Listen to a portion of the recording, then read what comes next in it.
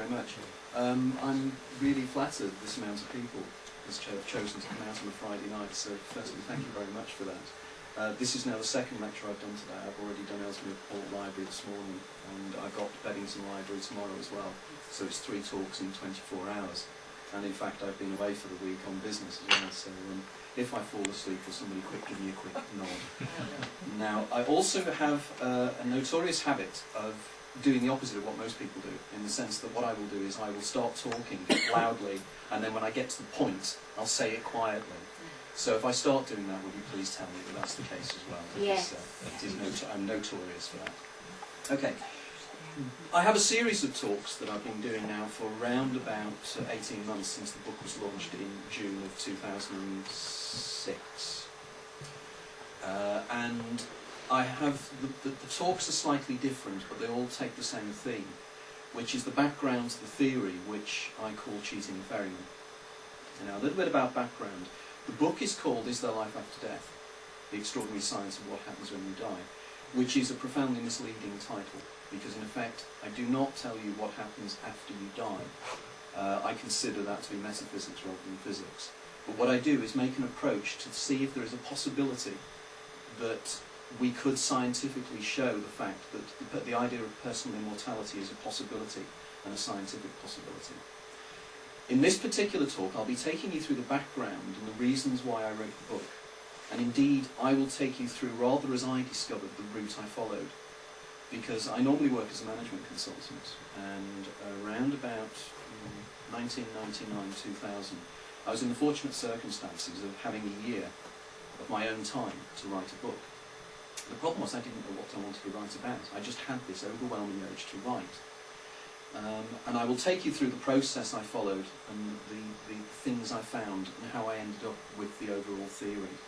What I won't be discussing today in any great detail is the quantum physics side of things. And if anybody is interested in that, talk in Beddington tomorrow I'll be dealing with the quantum physics side, and also at West Kirby Library as well. But I have a series of the dates down here which you can take off from me as well if you're interested in coming along to that. Right, shall we start then? The movie The Matrix, has anybody seen it? I guess most people have.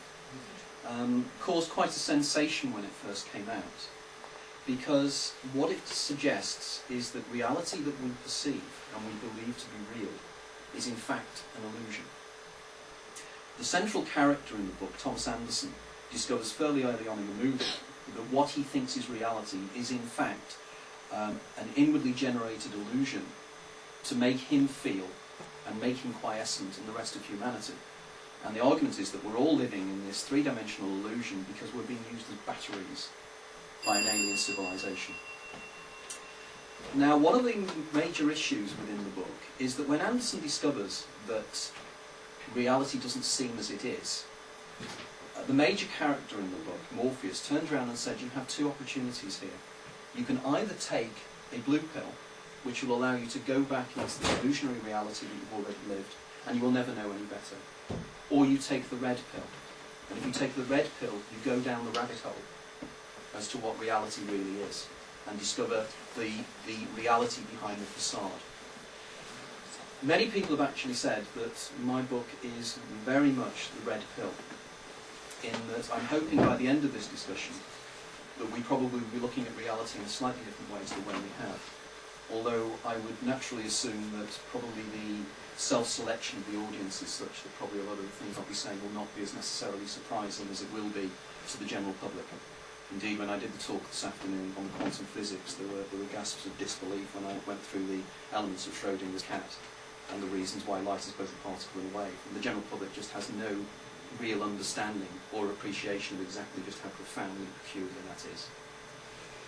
So, we're going to go on the journey of the red pill and go down the rabbit hole, which I find rather an irony, because I did an interview in America a few months ago, and the TV programme was actually called The Red Pill.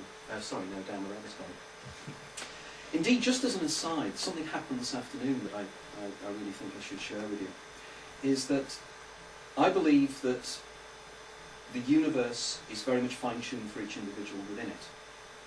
And indeed, I would argue that this universe is my universe, and you're all sharing part of my universe for this hour or two. But it was really quite peculiar in the sense that I have an MP3 player that I keep in my car.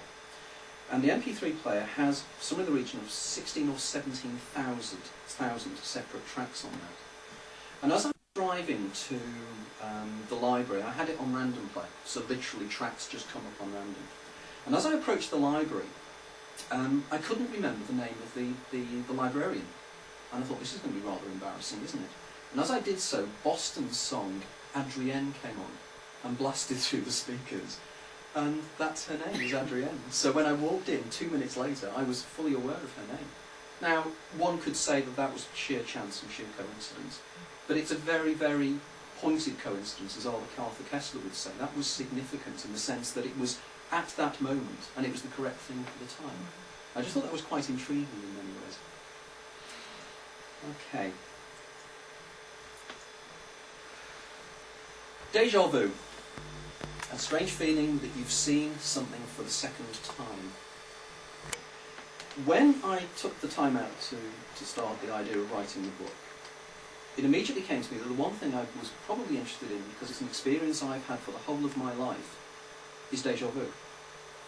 And I thought, I'll see if there's possibility to write a book on this. So I started looking up on the web and various books as to what had been written in terms of déjà vu. Subsequent to this, I now know that Dr. Chris Moulin at Sheffield University is doing a lot of work on this. But at that time, there had only been 2 major books written on the subject.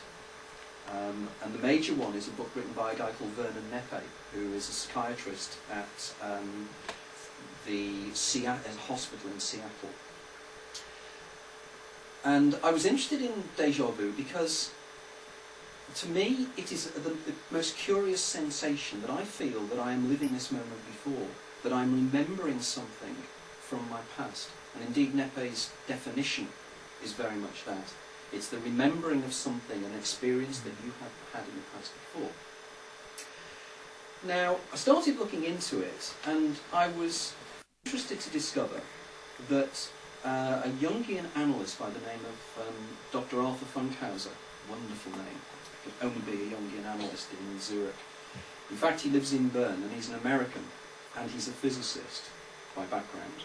But he had written a wonderful paper called The Dream Theory of Déjà Vu. And Art's theory is that when you have a déjà vu, it's in fact a remembering of a dream you've had recently that's gone into your subconscious. And what actually happens is you start to relive the dream, and you suddenly remember the dream subliminally. And you're in a position where you think, I've done this before. And the fact is you have done it before because you've dreamed it before. Now, I did a lecture for the Scientific and Medical Network in Geneva around about this time last year. And Art is a member of the Scientific and Medical Network and had known about my work and came over to meet me. And we had a very interesting evening together with a lady called Evelyn Valorano, who's worked with Kenneth Ring on near-death experience.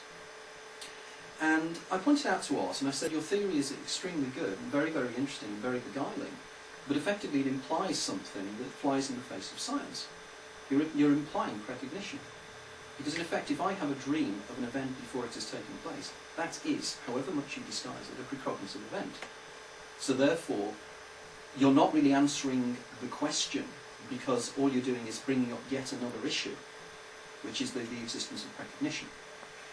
And he readily agreed with me, and we debated for a long time the idea of what's called the Ephron thesis, which I don't know if anybody has come across.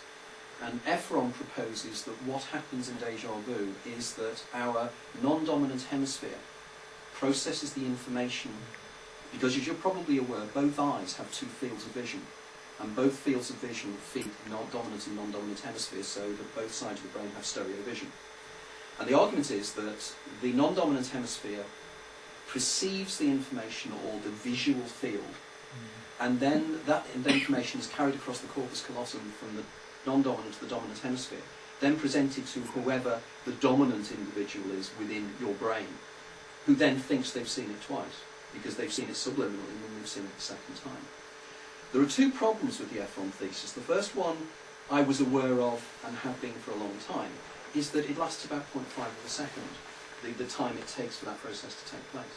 Now, from my experience of déjà vu, it is a good deal longer than that. It's not 0.5 of a second, it's much more profound.